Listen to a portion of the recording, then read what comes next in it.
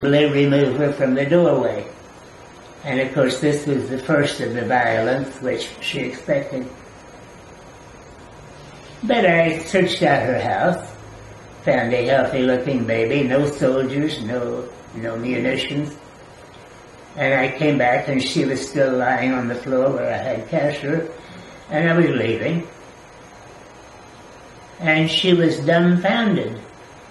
I had forgotten to rape her or to kill her, and I had completely forgotten to kill her baby.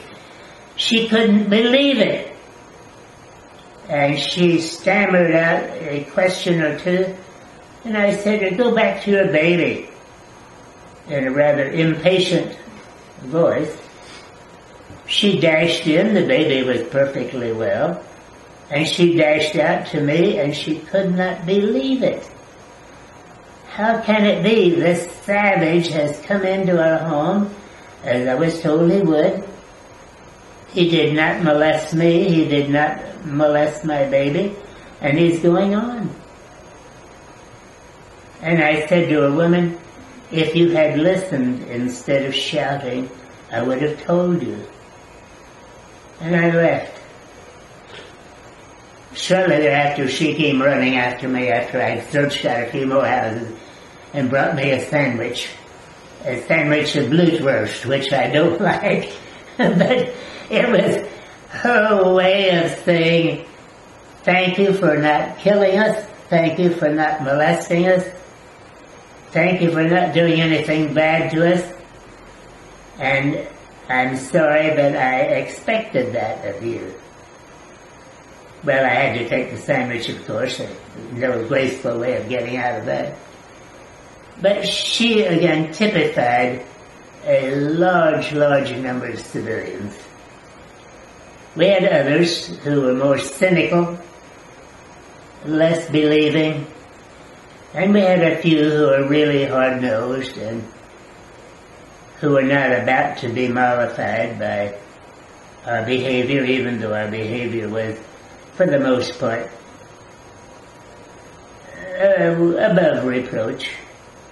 Not always saintly, but good for soldiers, I think. The opposing soldiers were of at least two kinds. The really professional soldier who was there to kill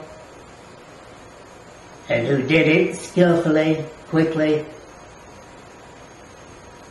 And then the ordinary Wehrmacht who were in many cases drafted into service as little as a few weeks before the time of our encounter, who were not violent soldiers, who were no more willing to be killing from their side than we were to be killing from our side. Most of those we took prisoner. Most of them were not rabid fighters. But of course, in some instances, they were determined to wage war, and it was necessary for us to wage war also.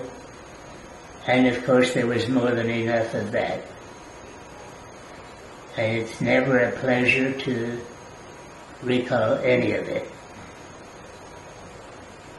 While we had complete contempt for the principles that were being promoted by the administrations of dictatorships where killing was commonplace, where murder was an accepted form of action, where violation of every law of God and man was commonplace. It's a very, very disagreeable life. At the same time, we had to admit that the professional soldiers whom we encountered were, in fact, well-trained, well-equipped, very capable soldiers, and a little bit of carelessness on our part would certainly have resulted in our own demise. and the loss of our comrades. So we had to be on our toes.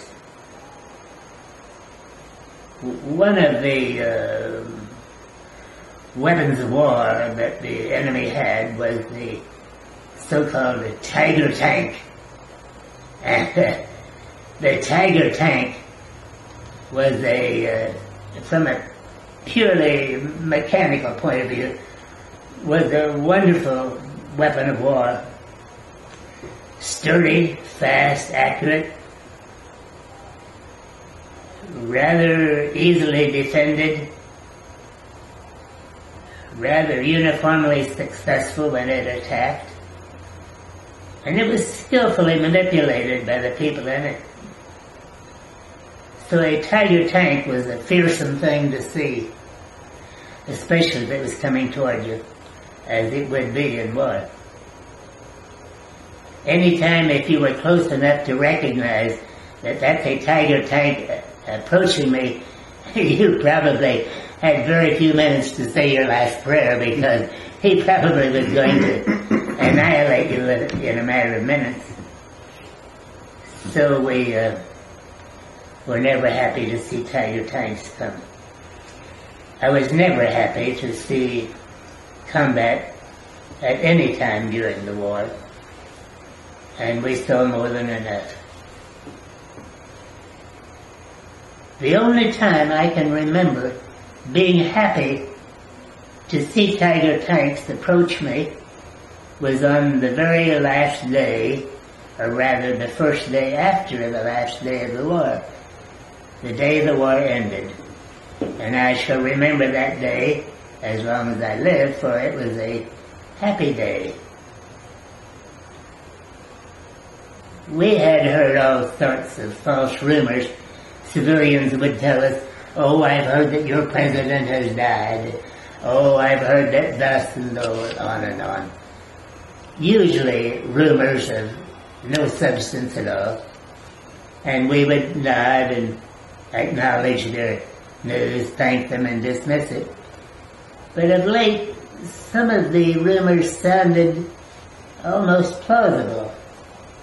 Well, on this particular day, we were not engaged in combat. We had drawn back, moved farther south, and then were approaching the front again, a little farther south than we had been. And we were riding in convoy. We never rode in convoy during combat, but we kept our distance from our comrades and their other vehicles, so that we did not make an unreasonably attractive target for the enemy, especially their planes. But as the convoy was moving forward, I was riding on top of our tank. I saw that some person was stopping each vehicle, calling up to the people on the tank. They would shake their head no, and he would wave them on. And I could not imagine what sort of inspection this must be. We don't inspect vehicles during war. At least not while a convoy is moving. Well, eventually our vehicle got up there, and the man shouted his question up to us. And the question was, "Can any of you